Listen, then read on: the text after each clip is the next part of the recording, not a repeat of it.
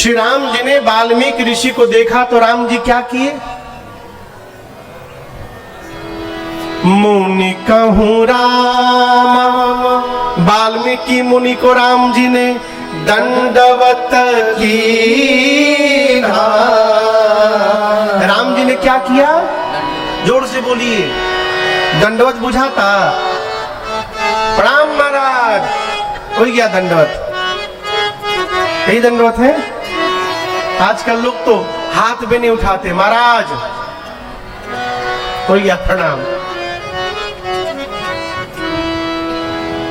एक कहानी आपको सुना रहे हैं। एक आदमी एक मिठाई के दुकान से मिठाई मंगाया और उसका पैसा नहीं दिया।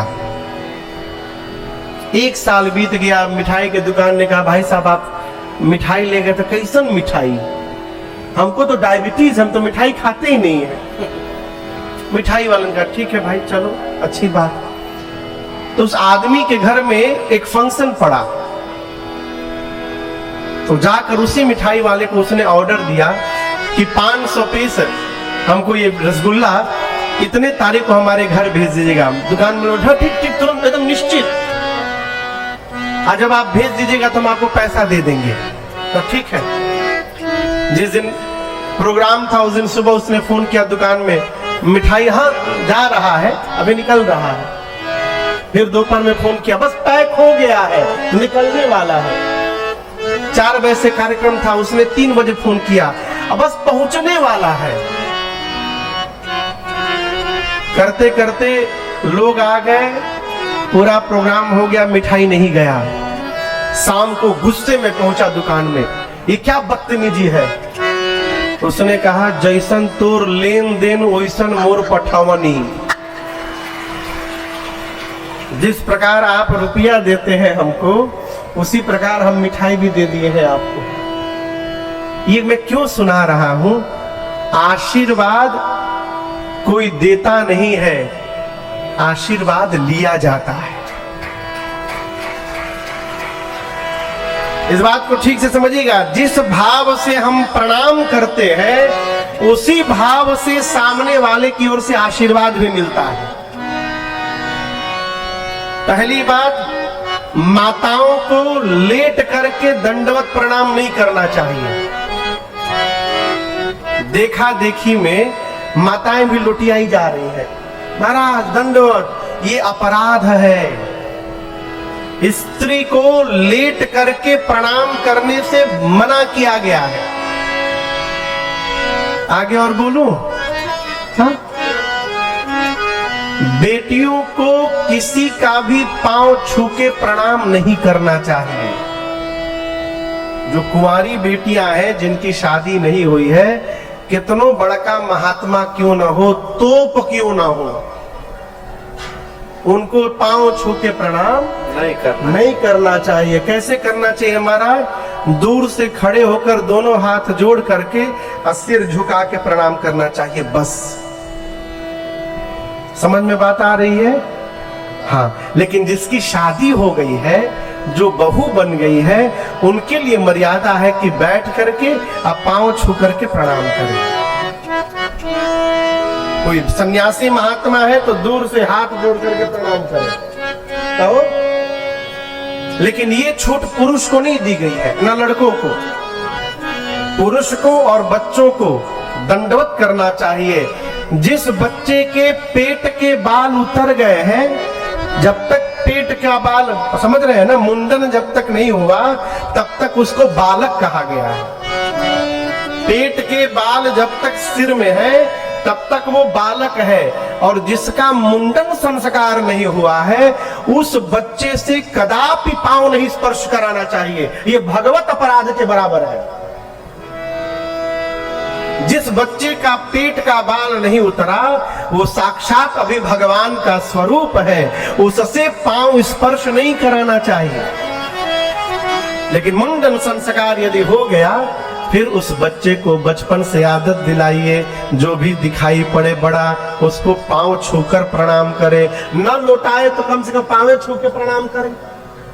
घुटना न छुए, कमर न छुए, पेट न छुए, झुके का। अच्छा मजे की बात सुनो, यदि महाराज जी आचार्य जी बाएं हाथ में है तो झुकने प्रणाम के घूमना पड़ेगा दाहिना हाथ के लिए, तो बाएं से छू दो। ये व्यवहार नहीं है। देखिए प्रणाम में बड़ी शक्ति है। एक ऋषि हुए मार्कंडेय जी, आप में से कौन कौन नाम सुना है? मार्कंडेय ऋषि की उम्र थी कुल 11 वर्ष। सरकार कितनी थी? 11 वर्ष की उनकी कुल आयु थी। माता पिता को पता था कि इनकी आयु 11 वर्ष की है। बस मां ने उनको शिक्षा दी कि कोई भी दिखाई पड़े बड़ा उसको दंडवत करो, ये मत देखो कि वो कौन है, जो भी बड़ा दिखाई पड़े उसको दंडवत करो। मार्कंडेय ऋषि बचपन से आदत में ले लिए। नारद जी एक बार आ रहे थे, अब मार्कंडेय ऋषि ने उनको दंडवत कर लिया। जैसे दंडवत किया तो नारद जी के मुख से निकल गया चिरंजीवी भव। क्या कहा? अमर हो जाइए। मार्कंडेय ऋषि प्रणाम करके बोले नारद जी आपका आशीर्वाद विफल हो जाएगा। बोले क्यों? बोले मेरी उम्र ही 11 साल की है, अब मैं चिरंजीवी कैसे हो जाऊंगा? अब नारद जी फंस गए कि मैंने तो इनको वरदान दे दिया, चिरंजीवी भाव का आशीर्वाद दे दिया। नारद जी बोले अच्छा एक काम करो, मैं तुमको एक जगह लेके चल रहा हूं, जैसे हमको प्रणाम किए हो बिना अपना नाम पता बताए भीतर जाना और दंडवत कर लेना। तो मार्कंडेय ऋषि को नारद जी लेकर गए ब्रह्मा जी के पास ब्रह्मलोक। अब बोले जाओ भीतर दंडवत करो। मार्कंडेय ऋषि जाकर जैसे ब्रह्मा जी को दंडवत किए तो ब्रह्मा जी के भी मुख से निकल गया चिरंजीवी भवा। अब जैसे ब्रह्मा जी बोले नारद जी बोले हमार टेंशन समाप्त। अब आप समझिए ब्रह्मा जी बोले क्यों? बोले आप जिसको चिरंजीवी का आशीर्वाद दिए हैं इनकी उम्र ही 11 साल की है। अब मैं तो निश्चिंत हो गया, आप फंसे हैं। ब्रह्मा जी तुरंत रजिस्टर निकाले और मार्कंडेय जी का 11 साल का उम्र काट करके और उनको चिरंजीवी बना दिए। ये प्रणाम की शक्ति है। इसलिए बच्चों से बचपन से आदत दिलाइए। सीताराम सीताराम सीताराम कहिए।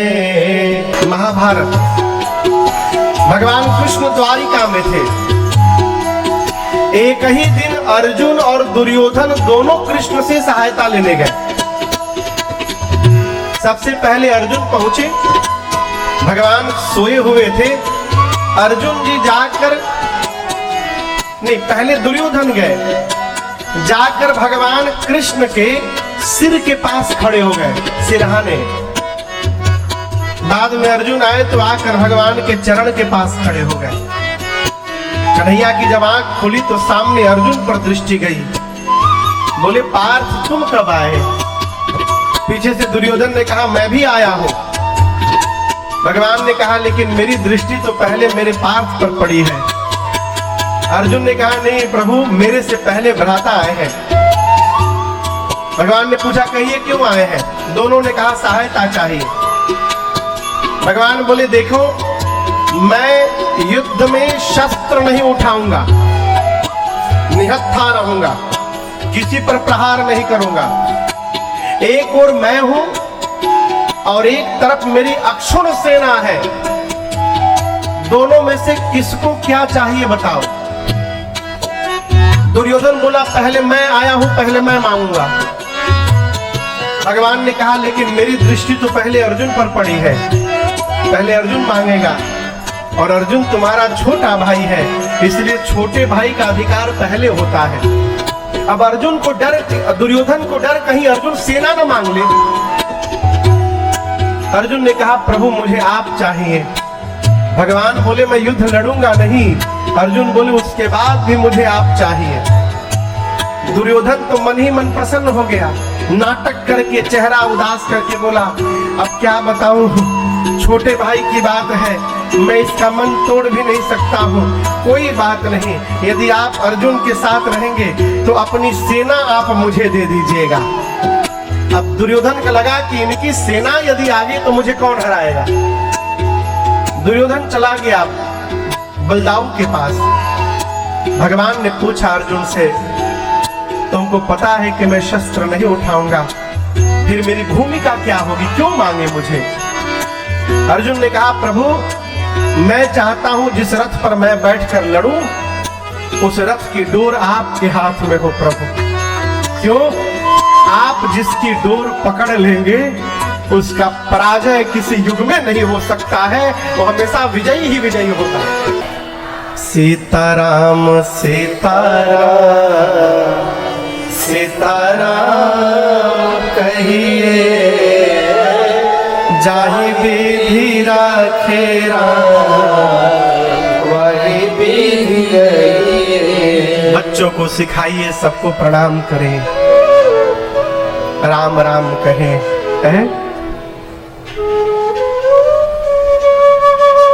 राम जी ने वाल्मीकि ऋषि को दंडवत किया है। यह एक और बात मैं निवेदन करूं, सामने वाला आपको क्या समझ रहा है, ये सामने वाले को समझने दीजिए। आप अपने को क्या मान रहे हैं, इस पर टिके रहिए। सामने वाला यदि आपको भगवान मान रहा है तो उसको मानने दीजिए, आप न मान लीजिए कि हम भगवान हैं। जैसे पति देवता होता है, माताएं परिचय कराते हमारे पति देव हैं, तो पति देवता है ये बात पत्नी को मानना है। पत्नी माने चाहे मत माने, पति मान के बैठा है कि हम देवता हैं। सब समस्या इसी बात की है। सामने वाले की अपनी श्रद्धा है, वो यदि आपको भगवान मान रहा है तो उसकी श्रद्धा कहलवा रही है, उसको मानने दीजिए। आप न मानिए कि मैं भगवान हूं। यहां राम जी साक्षात भगवान है, परम पिता परमेश्वर है, इसमें मानने की कोई बात नहीं है। राम जी भगवान हैं, लेकिन जब मनुष्य बनकर आए हैं तो राम जी मान रहे हैं कि मैं सामान्य राजकुमार हूं, इसलिए सामने मुनि दिखाई पड़े तो राम जी ये नहीं माने कि मैं भगवान हूं। राम जी अपने को राजकुमार मानकर, मुनि कहूं राम दंडवत कीन्हा, आशीर्वाद विप्रवर लीला। नहीं तो लोग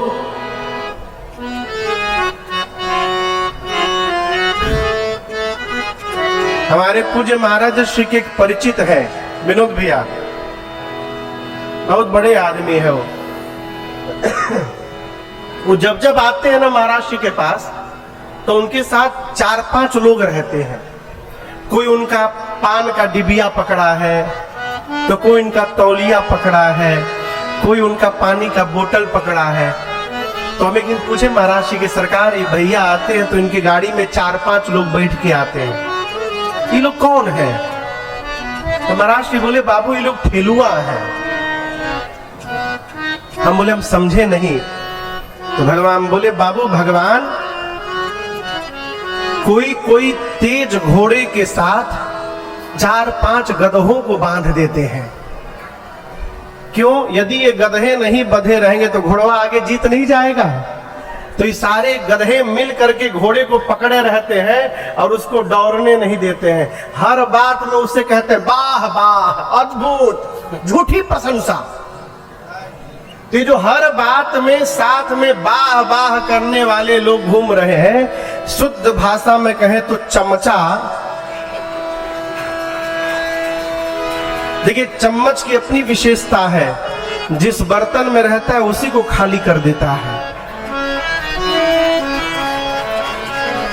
जिस बर्तन में चम्मच को डालिए उसी को खाली कर देगा। वो जाएगा तो खाली करेगा ही करेगा, भरेगा नहीं, कलछुल भरेगा, चम्मच नहीं भरेगा।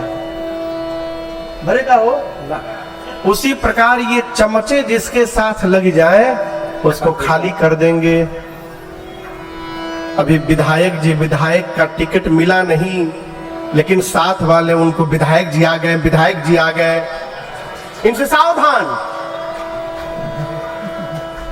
सावधान, इस प्रकार के लोग चढ़ा करके आकाश में पहुंचा देंगे और वहां से गिरने के बाद कुछ बचने वाला नहीं है। ये जो चम्मच टाइप के लोग हैं ना, चमचे, इनसे सावधान रहिए। ये का कही रहे हैं कहने दीजिए, अपने को मान के रखिए कि हम क्या हैं और धरातल पर बने रहिए। आप समझ रहे हैं मेरी बात को? हम आपको नहीं कह रहे, हम उधर की बात कह रहे हैं। आपके साथ हम ऐसे लोग नहीं देखे, अभी देखते तो हम आपको बोल के जाते। सावधान। अरे आपको एक बात बताऊं, एक राजा के नगर में दो दर्जी पहुंचे। दो दर्जी जाकर राजा से बोले कि हम लोग देवताओं का वस्त्र सिलते हैं, जितने देवता हैं हमारे द्वारा ही सिले हुए वस्त्र पहनते हैं। राजा बोले फिर? बोले हम आपकी महिमा सुने हैं तो दया आई, भाव जगा कि आप जैसे धर्मात्मा राजा का भी वस्त्र सिलना चाहिए। और दोनों थे महाठग। राजा बोले तो सौभाग्य है मेरा। बोले लेकिन एक समस्या है। क्या? बोले हम जिस धागे से कपड़ा बनाते हैं ना, वो दिव्य लोक से आया हुआ धागा है। तो राजा बोले तो और अच्छी बात है। बोले नहीं, समस्या ये है कि मूर्ख व्यक्ति को उससे बना हुआ वस्त्र दिखाई नहीं देता। जो मूर्ख होगा उसको वो कपड़ा दिखाई ही नहीं देगा। राजा मन में सोचा ये तो और अच्छी बात हो गई, इसी बहाने पता चलेगा मेरे कैबिनेट में कौन कौन मूर्ख है। जो मूर्ख होगा उसको चेंज करूंगा। राजा बोला ठीक है, बनाइए आप लोग। बोले हम लोग को एक कमरा चाहिए, बंद कमरा, उसमें कोई आए नहीं, भोजन चाहिए और 1 महीने का समय चाहिए। एक कमरा निश्चित हुआ, सारी सामग्री, समय पर भोजन। अब वो दोनों जाकर खूब आराम से दिन भर सोते थे।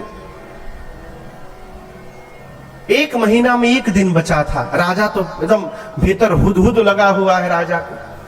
तो 1 दिन पहले मंत्री से बोला कि अब तो बन गया होगा, कल 1 महीना पूरा हो रहा है, जाइए जाकर मेरा वस्त्र का निरीक्षण करके आइए। राजा ये भी सोचा पता चल जाएगा मंत्री हमारा मूर्ख है कि विद्वान है। मंत्री जैसे गया उन दोनों के पास, वस्त्र तैयार, अरे कल ही तैयार हो गया था, कहां है?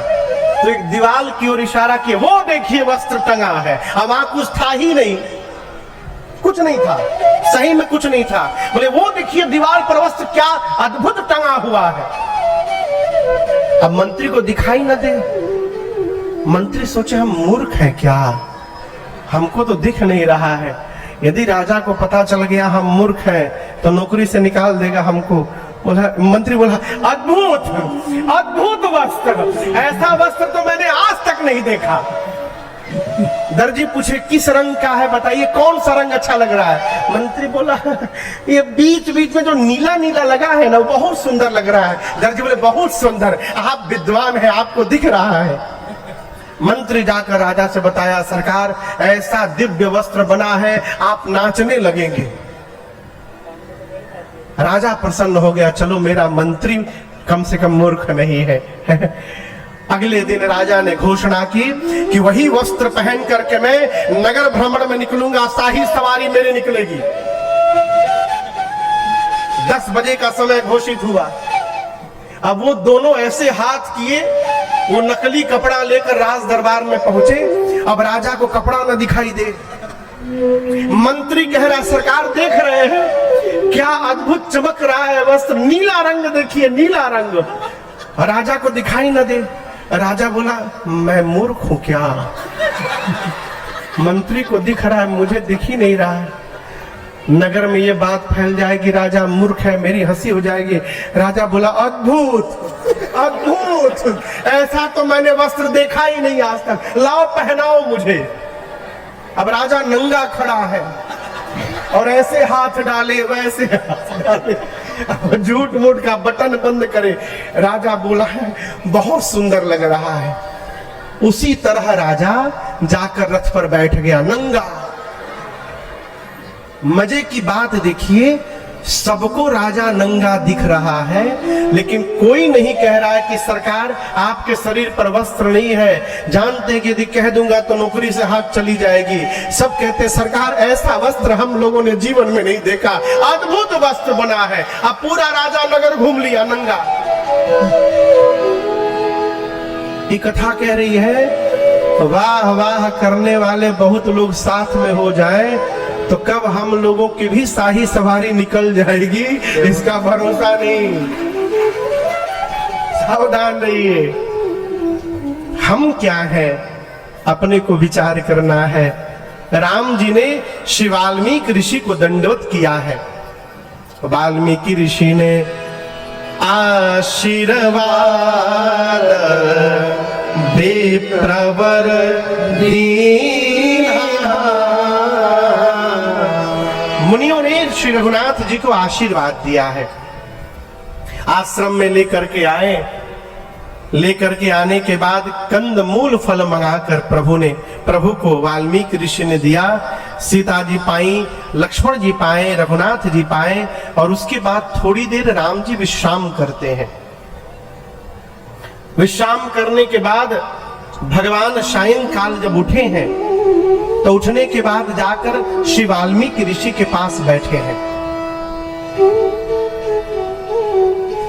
अब यहां पर राम जी और वाल्मीकि ऋषि हैं, दोनों लोग में बीच में बात हो रही है। वाल्मीकि ऋषि ने कहा और कहिए राम जी सब कुशल है ना। राम जी बोले आपका दर्शन प्राप्त हुआ, जीवन में सब कुशल हो गया। बोले वन में क्या करने आ गए हैं आप। राम जी बोले मुनिवर आप पूछ रहे हैं। तुम त्रिकाल दर्शी मुनि नाथा विश्वबदर जिमि तुम्हारे जिस प्रकार हथेली पर बेर रख लीजिए तो चारों तरफ दिखाई पड़ता है, उसी प्रकार हे मुनिवर आप त्रिकालदर्शी हैं। आप तो राम का भूत भी जानते हैं, वर्तमान भी देख रहे हैं और आप भविष्य भी जानते हैं। जानने के बाद भी आप पूछ रहे हैं कि मैं वन में क्यों आया हूं। वाल्मीकि ऋषि बोले राम जी मैं जानता तो हूं, परंतु मैं आपके मुख से सुनना चाहता हूं आप वन में क्या करने आए हैं, क्या कारण है। जानते क्यों वाल्मीकि ऋषि बोल रहे हैं। कोई भी व्यक्ति यदि 10 मिनट लगातार बोल देना 10 मिनट, तो उसके भीतर जो चलता है वो बाहर आ जाएगा। आप कितना भी छिपाइए, बोलते बोलते आपके भीतर जो चल रहा है वो प्रकट हो ही जाएगा, वो छिपने वाला। राम जी बोले मुनिवर मेरे वन में आने का कोई एक निश्चित कारण नहीं है, कई कारण है। सबसे पहला कारण तो मैं अपने पिताजी के वचन को पूर्ण करने के लिए आया हूं। तात बचन पूर्णिमा तुहित, पिताजी का वचन पूर्ण हो जाए इसके लिए आया हूं। आपको एक प्रसंग सुनाऊं। राम जी जब सुने कि मुझे वन जाना है सवेरे में, तो राम जी ये सुन करके प्रसन्न हो गए। कौशल्या मैया के पास गए, जाकर राम जी ने माँ से सब बताया। राम जी बोले माँ ये बताओ मैं बड़ा हूं कि भरत बड़ा है। माँ बोली आप बड़े हैं। राम जी फिर पूछे माँ अयोध्या बड़ी है कि जंगल बड़ा है। माँ ने कहा बेटा वन बड़ा है, जंगल बहुत बड़ा है। राम जी बोले माँ पिताजी ने धर्म का विचार कर लिया है, मैं बड़ा बेटा हूं ना, तो बड़े बेटे को जंगल का बड़ा राजा बना दिया है, अब भरत छोटा है उसको अयोध्या का छोटा राजा बना दिया। राम जी के इस वचन को सुनकर मां का शरीर कांप गया।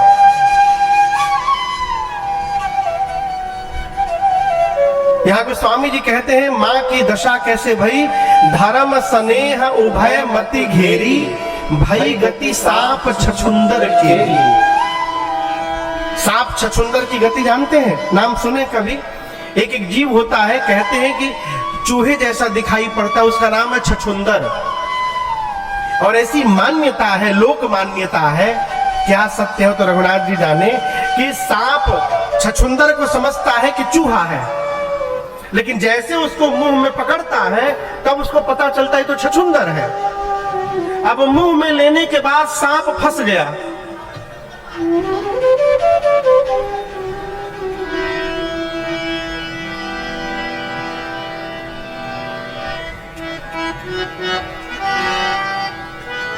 मुख में लेने के बाद सांप फंस गया, बाहर निकालेगा तो अंधा हो जाएगा कहते हैं, अब भीतर लेगा तो मर जाएगा। अब सांप निर्णय नहीं कर पाता मैं क्या करूं, इसको कहते हैं भई गति सांप छछुंदर के। इसी तरह एक महात्मा हुए, मैं आपको उनकी कथा सुनाऊं। वो केवल भगवत नाम जपते थे, केवल भगवान का नाम जपते थे, दिन रात कोई काम नहीं था उनके पास, केवल नाम जपते रहते थे दिन रात। और भोजन कैसे करते थे, तो एक आश्रम के बगल में रहते थे, एक छोटी सी कुटिया थी उनकी। आश्रम में संत लोग भोजन करके जो पत्तल बाहर फेंका जाता था, उन पत्तलों पर से जाकर जूठन बटोरते थे और अपने बर्तन में भर के लाते थे। संतों का जूठन, बर्तन उचिष्ट बटोर करके लाते थे बर्तन में, और वही जूठन संतों का ठाकुर जी को भोग लगाते थे। पहले संतों का जूठन बटोर के लाते थे और वही ठाकुर जी को भोग लगाते थे। अब भोग लगा के फिर पाते थे, अब पाने के बाद फिर भजन में लग जाते थे। क्यों? सोचते थे जितना देर भोजन बनाऊंगा उतनी देर का मेरा भजन छूट जाएगा, इसलिए भजन कर लेता हूं, जूठन पालूंगा। एक दिन संतों का जूठन बटोर के लाए और नाम जप लेने के जल्दीबाजी में वो जूठन बिना भोग लगाए और निवाला बना करके मुंह में डाल दी। अब मुख में डालने के बाद उनको याद आया, अरे मैंने तो ठाकुर जी को भोग लगाया ही नहीं। ये रात का समय है, 7-8 बजा था। अब उसको भीतर नहीं निकल रहे हैं कि बिना भोग लगाए मैं खाऊंगा कैसे। बाहर नहीं निकाल रहे हैं कि संतों का जूठन प्रसाद है, यदि बाहर निकाल दूंगा तो उनका अपमान हो जाएगा। अब मैं करूं क्या? आप विश्वास नहीं कर सकते हैं, रात भर उस निवाले को मुंह में लेकर बैठे रहे महात्मा जी, रोते रहे, मैं करूं क्या, मैं तो भोग नहीं लगा पाया वो ठाकुर जी को, कैसे खा लूं मैं। रात भर जब बीत गया तो सवेरे साक्षात ठाकुर जी उनके सामने प्रकट हो गए। ये इसी कलयुग की घटना है, साक्षात भगवान प्रकट हो गए सन्मुख। बोले क्यों नहीं खा रहे हो? बोले प्रभु मैं आपको भोग नहीं लगाया हूं। बोले निकालो मैं लगा देता हूं। प्रभु बाहर निकालूंगा तो अपमान हो जाएगा, अपना जूठन आपको कैसे खिला दूं? भगवान बोले आज तक न जाने किसका किसका जूठन खिलाया, आज अपना ही खिला दोगे तो क्या हो जाएगा? बोले नहीं प्रभु मैं अपना जूठन नहीं खिला सकता। अब भगवान उनका मुख पकड़े, अब मुख खोलने लगे कि मैं निकाल के खा लूं। अब वो हाथ छींटने लगे, उसी छीना झपटी में 4-5 चावल का दाना नीचे गिरा और जो भीतर भरे थे रात भर वो भीतर चला गया पेट में। ठाकुर जी मुस्कुराए, कहे कि आज भक्त पहले भोग लगाया है, भक्त का लगाया हुआ भोग भगवान पाएंगे। जो नीचे चावल गिरा था उसको उठाकर ठाकुर जी ने अपने मुख में डाल दिया। ये जो संत की दशा थी रात को, ये है भई गति सांप छछुंदर की। कौशल्या मैया निर्णय नहीं कर पा रही है, मैं राम से क्या कहूं। ममता कहती है पुत्र को मां की गोद में रहना चाहिए, धर्म कहता है बेटे को पिता की आज्ञा का पालन करना चाहिए। धर्म स्नेह उभय मति घेरी। तब मां ने आंसुओं को पोंछ कर कहा राम एक पुत्र के जीवन का सर्वश्रेष्ठ धर्म यदि कुछ है तो पिता की आज्ञा का पालन करना। एक पुत्र के लिए, एक संतान के लिए इससे बड़ा कोई धर्म नहीं है। पितु आ यसु सब धर्म टीका, पिता की आज्ञा का पालन करना ये सर्वश्रेष्ठ धर्म है। राम जी कहते हैं वाल्मीकि ऋषि से, मुनिवर मेरे पिता जी का वचन पूर्ण हो जाए इसलिए मैं वन में आया हूं, मेरी मां की कामना पूरी हो जाए इसलिए वन में आया हूं।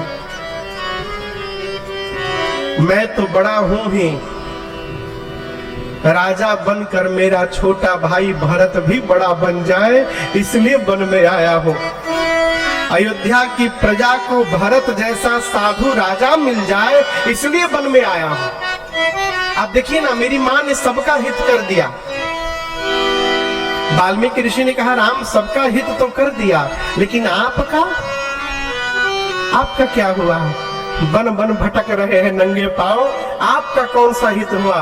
राम जी बोले मुनिवर राम का जितना बड़ा हित हुआ उतना किसी का हित नहीं हुआ। वाल्मीकि ऋषि पूछे कौन सा हित हुआ? राम जी बोले यदि मैं वन में नहीं आता तो आज आप जैसे महापुरुष के चरण का दर्शन कैसे प्राप्त हो पाता। मो कहूं दर्श तुम्हारा प्रभु सब मम पुण्य प्रभाव, ये मेरे जन्म जन्मांतर के पुण्य का फल है, आप जैसे संत चरण का दर्शन प्राप्त हुआ। वाल्मीकि ऋषि गदगद हो गए।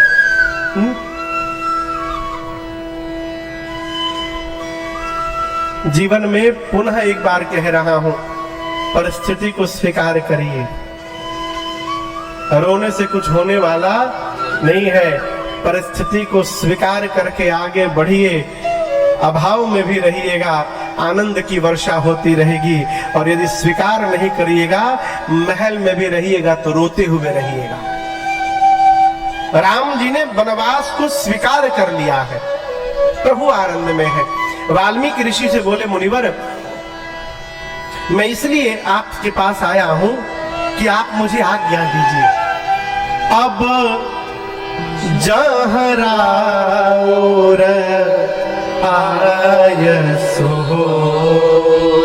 आप जहां आज्ञा देंगे वहीं पर मैं कुटिया बना करके 14 साल रहूंगा। भाई 14 साल रहना है ना, राम जी किसी नगर में नहीं रह सकते, किसी शहर में ना किसी गांव में, वन में रहना है। तो बोले प्रभु आप जहां कहिएगा मैं 14 साल रहूंगा, लेकिन एक निवेदन है, ऐसा स्थान बताइएगा जहां मेरे रहने से किसी मुनि महात्मा को कष्ट ना हो।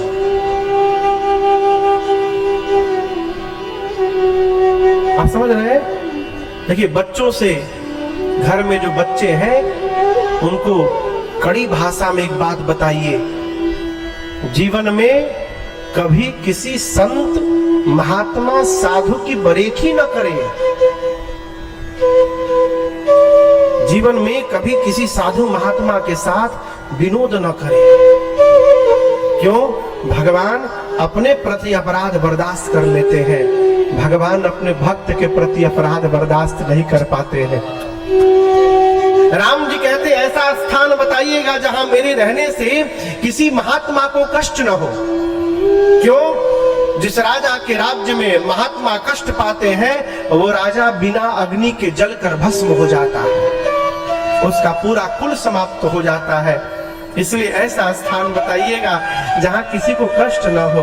वाल्मीकि ऋषि मुस्कुराए, कहे साधु वचन राम आपके रहने से कष्ट होगा किसी को, क्या मैं आपको जानता नहीं हूं?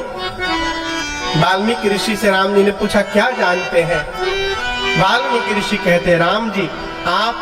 वाल्मीकि ऋषि कहते हैं राम जी मैं आपको जानता हूं, आप राजकुमार नहीं हैं। राम जी बोले कौन हूं?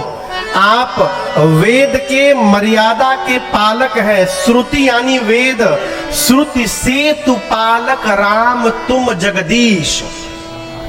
राम जी आप कौन है? जगदीश है। और ये जो बगल में आपकी खड़ी है माया जानकी, ये सीता जी आपकी माया है। और राम जी की जो सीता जी है ना, माया रूपी सीता जी, आपके इशारे को देखकर यही सृष्टि को जन्म देती हैं, यही सृष्टि का पालन करती हैं और अंत में यही सृष्टि का विलय करती हैं, ये सीता जी। और आपके जो भाई साहब हैं लक्ष्मण जी, ये 1000 सिर वाले शेष नारायण हैं। मैं आप तीनों को जानता हूं, देवताओं का कार्य करने के लिए, दानवों का दमन करने के लिए आप तीनों मनुष्य का रूप धारण करके और यहाँ पृथ्वी पर लीला करने के लिए आए हैं राम जी। मैं आप तीनों को ठीक से जानता हूं। लक्ष्मण जी बोले, भैया ये चल क्या रहा है? 2 दिन पहले वो केवट जी कह रहे थे मैं आपका मर्म जानता हूं, आज ही बाबा जी मिले हैं, ये भी कह रहे हैं मैं आपका मर्म जानता हूं। जो मिल रहा है वो सब जान रहा है, अब मैं बचपन से साथ में लगा हूं, मैं कुछ नहीं जान रहा हूं। राम जी पूछे लक्ष्मण जी से, आप जानना चाहते हैं? हाँ भैया, तो इनसे पूछिए। लक्ष्मण जी ने पूछा वाल्मीकि ऋषि से कि कौन सा पूजा करके आप इनको जान गए? ये प्रसंग को ध्यान से सुनिएगा।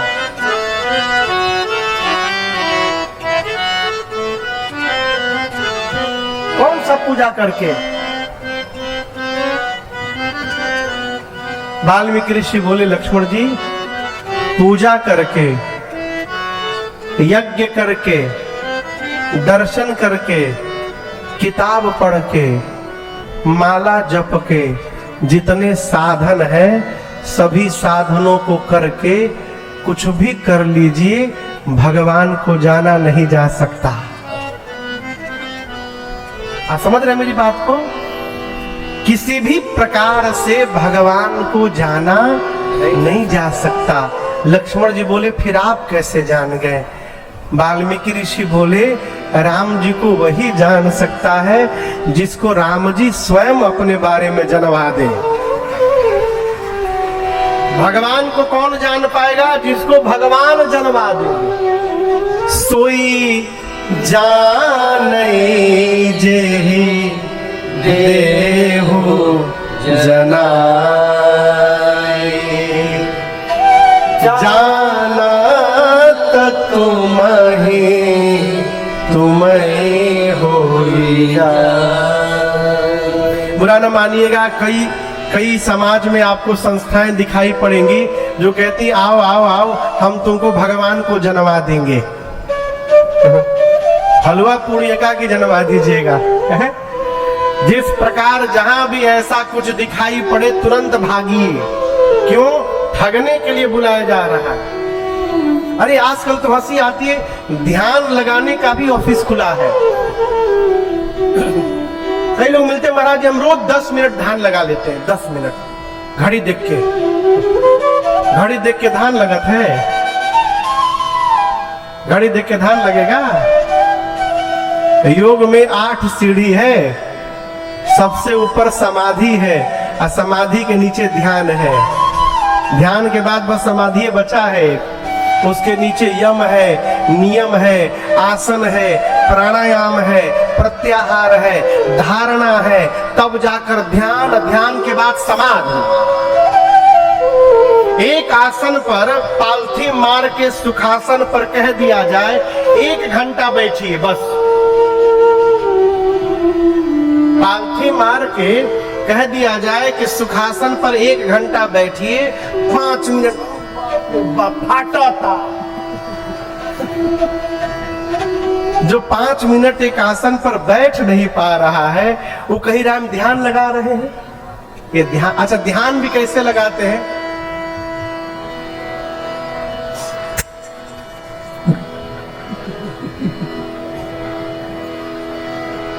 ये ध्यान है? ध्यान लगने के बाद आसपास क्या हो रहा है पता चलने वाला नहीं है। ध्यान लग जाए तो जीव घंटों एक ही मुद्रा में बना रहता है, घंटों। हमारे अयोध्या में एक महात्मा दम भरते थे, अब भर के जैसे हाथ ऊपर किए,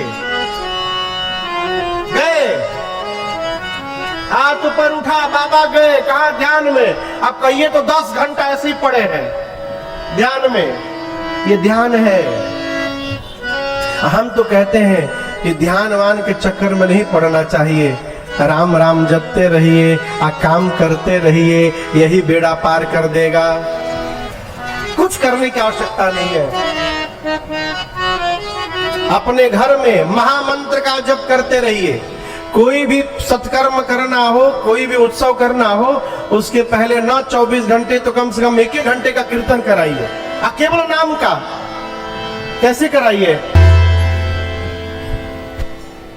हरे राम राम राम हरे हरे, हरे राम राम राम हरे हरे। इसको कहते हैं धोबिया गीत।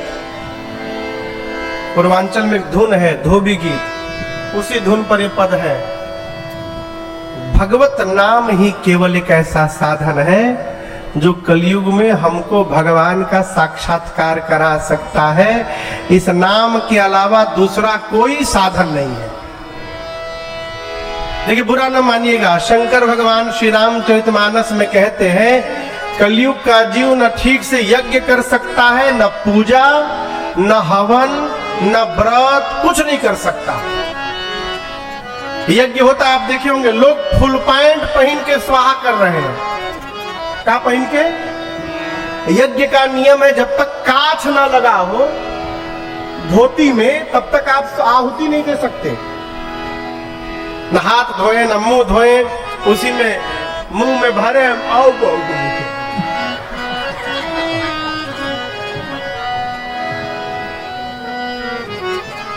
काशी चले जाइए। काशी की एक विशेषता, आप सब गुरु हैं। क्या बिना भैया, काशी में चेला क्यों ना मिली? सब गुरु। तनिको कुछ बोल का गुरु? 2 आदमी यदि बाइक लेके लड़ गए आपने सामने, तो पान डाले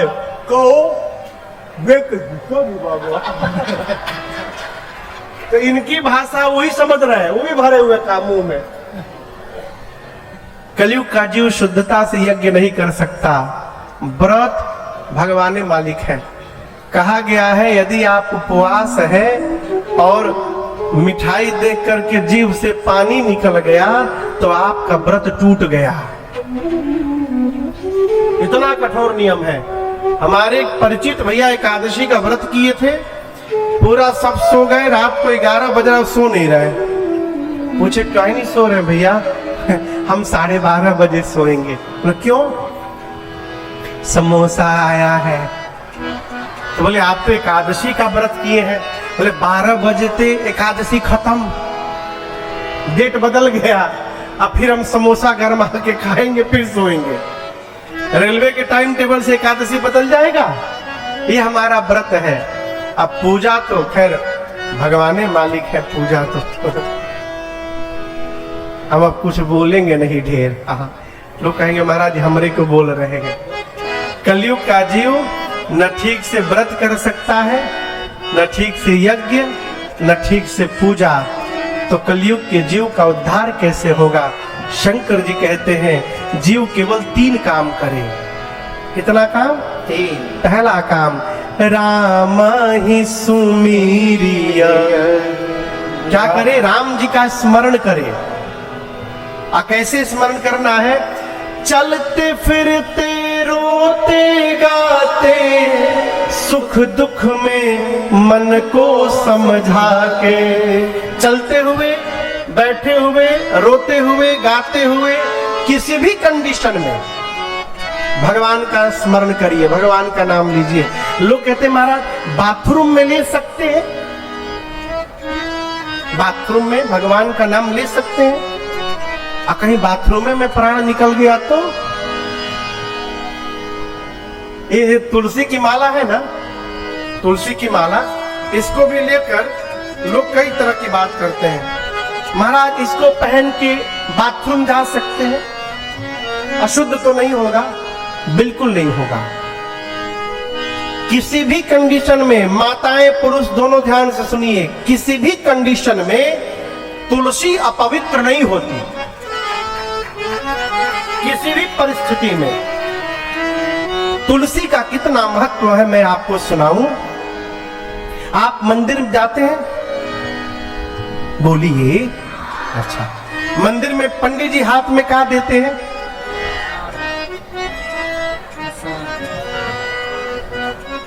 यहाँ कथा सुन के निकलते तो बाहर प्रसाद मिलता है। प्रसाद क्या मिलता है?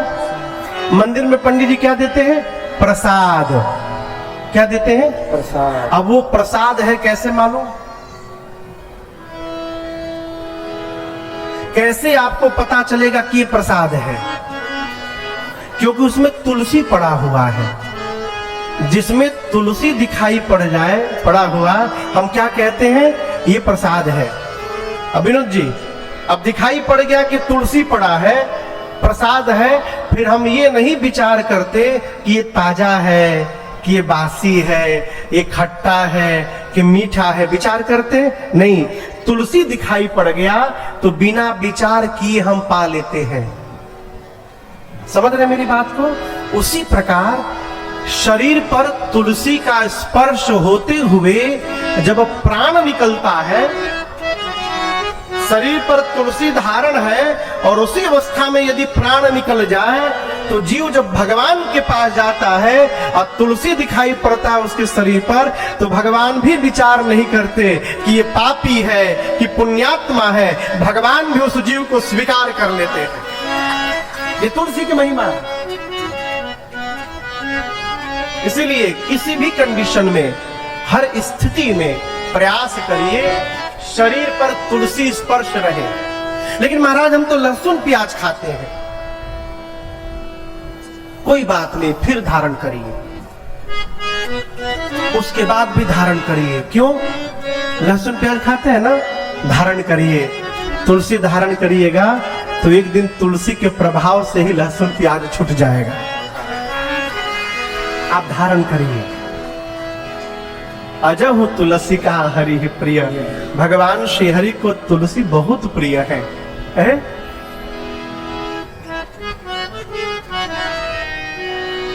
राम जी ने वाल्मीकि ऋषि से पूछा, वाल्मीकि ऋषि ने परिचय बताया और कहा राम जी आपको वही जान सकता है जिसको आप जनवाएंगे अपने बारे में। सोई जानई जेहि देहु जनाई और जानत तुम्हें तुम्हारे होए जाए। राम जी आपको वही जान सकता है जिसको आप अपने बारे में स्वयं जनवाएंगे। इसलिए क्यों कुछ ना करिए। भगवान कब जनवाएंगे? जब भगवान के अनुसार रहेंगे। राम जी का स्मरण करिए, राम जी का गुणगान करिए और तीसरा कार्य भगवान की कथा निरंतर श्रवण करते रहिए। शंकर भगवान कहते यही 3 कार्य यदि मनुष्य साध ले तो उसको भगवत प्राप्ति संभव है संसार में। तीसरा के बाद चौथा कुछ नहीं करना। राम ही सुमिरिय गाई, राम ही संतत सुनी राम गुण ग्राम। 3 कार्य। वाल्मीकि ऋषि ने कहा राम जी आप पूछ रहे हैं कि मैं कहाँ रहूं? मैं आपसे पूछ रहा हूं आप कहाँ नहीं है। आप जहां नहीं है पहले वो स्थान बताइए, फिर मैं आपको स्थान बताता हूं। राम जी मुस्कुराए। वाल्मीकि ऋषि ने कहा प्रभु मैं आपके लिए 14 स्थान बता रहा हूं। कितने स्थान? 14 स्थान। जोर से बोलिए। ये 14 स्थान का है मालूम है? एक काशी में है, एक प्रयाग में है, एक भिलाई में है, एक रायपुर में है और एक गोंदिया में मान लीजिए। इधर उधर नहीं है कहीं। ये 14 स्थान हमारे शरीर में है, हमारे जीवन के व्यवहार में है। आप दर्शन करिए। सबसे पहला स्थान वाल्मीकि जी कहते हैं। वाल्मीकि जी कहते प्रभु जिसके कान का स्वभाव समुद्र जैसा हो जाए। किसकी जैसा? समुद्र जैसा। आप लोग समुद्र देखे हैं? अच्छा समुद्र छोड़िए, नदी देखे? नदी आपके छत्तीसगढ़ की मुख्य नदी महानदी है। नदी कहां निकलती है? पहाड़ पर। और कहां तक जाती है? समुद्र तक। आप ये बताओ किसी नदी को समुद्र ने इनविटेशन भेजा था? कि आओ आओ हमरे लगे आ जाओ, नहीं, बिना बुलाए नदी पहाड़ पर निकलती है और दिन रात दौड़ते दौड़ते समुद्र में जाकर मिल जाती है। लेकिन आप दर्शन करिए, सालों से नहीं युगों से नदी समुद्र में मिल रही है, लेकिन आज तक नदी को समुद्र ने ये नहीं कहा कि अब तुम्हारे लिए नो एंट्री है, मैं भर गया हूं, अब मत आओ। कभी समुद्र ने कहा? कितनी भी नदियां आ जाएं, आज तक समुद्र कभी भरे नहीं। वाल्मीकि ऋषि कहते हैं, प्रभु आपकी कथा ही नदी है, और जिस जीव का कान समुद्र बन जाए, अर्थात जिस प्रकार नदियों के आने के बाद समुद्र नहीं भरते, उसी प्रकार आपकी कथा सुनते सुनते भी जिसका कान कभी न भरे, आप उसके हृदय में जाकर बसिए। प्रभु आपके लिए पहला स्थान है। इस भीड़ में जिसका भी मन कभी भगवत कथा से तृप्त न होता हो, ये मान के रखिए आपके हृदय में परमात्मा विराजमान है। पहला स्थान बताया गया है। अब दूसरा घर कहा। वाल्मीकि ऋषि कहते, प्रभु आपके लिए दूसरा घर, जिस मनुष्य के आंख का स्वभाव चातक जैसा हो जाए। किसके जैसा? एक पक्षी है जिसका नाम है चातक। मैंने उसके बारे में पढ़ा है तो विद्यालय के समय में। चातक पक्षी स्वाति नक्षत्र में जब बादल जल की वर्षा करते हैं तो उसी जल को पान करके रहता है, उस किसी दूसरे पानी को नहीं पीता। स्वाति नक्षत्र में जब वर्षा होगी उसी जल को पी के रहता है चातक। कितनी भी बड़ी नदी क्यों ना हो, गंगा जमुना की नदी जल क्यों ना हो, वो मुख में नहीं डालता, इतना प्रेम उसको।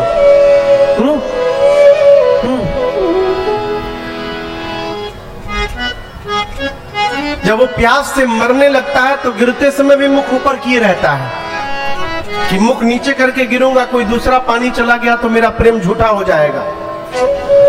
गोस्वामी जी कहते, वाल्मीकि जी कहते, प्रभु जिस मनुष्य की आंखें चातक हो जाएं और आपका रूप, आपका स्वरूप उसके लिए स्वाति का बूंद बन जाए, अर्थात प्रभु जिस मनुष्य की आंखें केवल और केवल आपको देखने के लिए बेचैन रहती हो, आप उसके हृदय में अकेले न रहिएगा।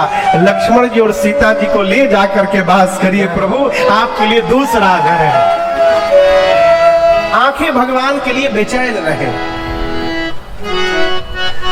अरे अखिया हरि दर्शन की राधा स्मरणीय परम पूज्य साकेत वासी जगत गुरु रामानुजाचार्य पूज्य स्वामी श्री हरि नारायणाचार्य जी महाराज, भैया हरि नारायणाचार्य जी ब्रह्मचारी जी महाराज, अद्भुत महापुरुष। हमारे घर आते थे वो कलकत्ता में, अद्भुत महापुरुष। विरक्त भाव में रहते थे वो, बैठ के केवल ऐसे हिलते रहते थे और एक ही लाइनिया गाए खाली, अरे अखिया हरि दर्शन की प्यासी, अखिया हरि दर्शन की प्यासी। हम कई बार प्रसादी पाए, मारते बहुत थे महात्मा जी, कई बार हमको प्रसाद मिला है उनका, और एक बार मार देते थे ना तो 3-4 घंटा पीठ सीधा नहीं होता था, लेकिन बहुत प्रेम करते थे। उनका तो अपना अलग स्टाइल था उनका। देखिए उन साधु महात्माओं की मार का ही परिणाम है कि आज राजन आपके सामने बैठा हुआ है।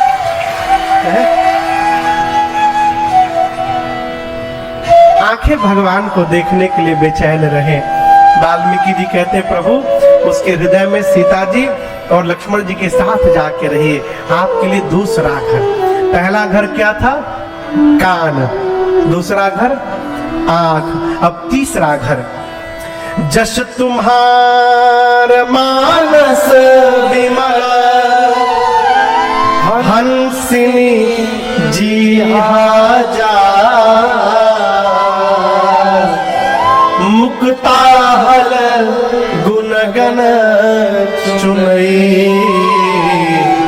राम बसहु हृदय पास। हे प्रभु, आपकी कथा ही, आपका चरित्र ही मान सरोवर है, मानस सरोवर। आपका जीवन, आपका चरित्र एक सरोवर है, और उस कथा रूपी सरोवर में जिस मनुष्य की जिह्वा हंसनी बन के घूमे कथा में, और घूम करके आपके नाम और आपके गुण रूपी मोती का चयन करे, इसको सीधी भाषा में कहें तो प्रभु, जिस मनुष्य की जिह्वा निरंतर आपके नाम में लगी हो, आप उसके हृदय में जाकर विराजमान हो जाइए, आपके लिए तीसरा घर है। जिह्वा क्या करे? जिह्वा क्या करे? नाम जपे। कब जपना है? कई लोग कहते हैं 60 साल के बाद। क्या 60 साल के बाद? गारंटी है का कि 60 साल तक रहिएगा। इस धरती पर केवल एक परीक्षित जी महाराज थे जो दावे से कह सकते थे कि हम 7 दिन तक नहीं मरेंगे। आप लोग रायपुर शहर में जाइए, चाहे भिलाई शहर में, दीवार पर लिखा होगा यहाँ बैठना मना है, यहाँ ये करना मना है, यहाँ थूकना मना है, यहाँ बात करना मना है, यहाँ खड़ा होना मना है। हाँ, कहीं आपको दीवार पर नहीं मिलेगा लिखा हुआ। रायपुर भिलाई छोड़िए, धरती के किसी दीवार पर नहीं लिखा होगा कि यहाँ मरना मना है। कहीं भी मरा जा सकता है। महापुरुष कहते हैं, क्षणभंगुर जीवन की कलिका। ये क्या है? फूल है कि कली है? फूल। हम हेलो से पूछता नहीं। हाँ। फूल है कि कली? फूल। कली कब थी? हाँ, 3-4 दिन पहले, 3-4 दिन 5 दिन पहले एक कली थी जब बंद था। अब क्या हो गया है? फूल।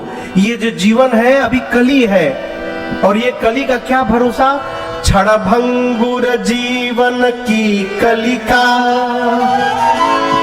कल प्रातः काल खिले ना खिले।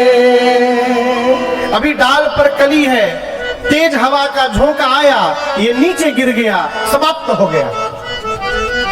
उसी प्रकार जीवन है। मलयागिरी की सुचि शीतल मंद, सुगंध समीर मिले मिले। क्यों नहीं मिलेगा महाराज? इसलिए नहीं मिलेगा कि कलिकाल कुठार लिए है खड़ा, तन नम्र से चोट झिले झिले। इसलिए जपले हरि नाम हरि रसना, क्या पता अंत समय में हिले ना, क्या पता अंतिम समय में राम कहने की शक्ति भी शरीर में रहेगी कि नहीं रहेगी, भगवान जाने। इस भ्रम में ना रहिए कि 60 साल तक रहेंगे, 70 साल तक रहेंगे, कभी भी जाया जा सकता है। और जो दिन फाइनल हो गया है, कितनो बुद्धि लगाइए, वो चेंज होने वाला, चेंज होने वाला। हाँ, एक महात्मा लोग कथा सुनाते हैं कि एक सेठ जी थे भिलाई में, बहुत बढ़िया उनका मकान था, एकदम कोठी थी अपनी। एक दिन ऑफिस जाने के लिए तैयार हुए तो जूता पहन लेते था, तो घर का मेन गेट का डोर बेल बजा, तो जाकर गेट खोले तो देखे कि एक काला कलूटा आदमी एक फाइल लेके खड़ा है। सेठ जी पूछे, कौन है आप? बोले, हम यमदूत हैं। सेठ जी बोले, हमारे घर काहे आए हैं?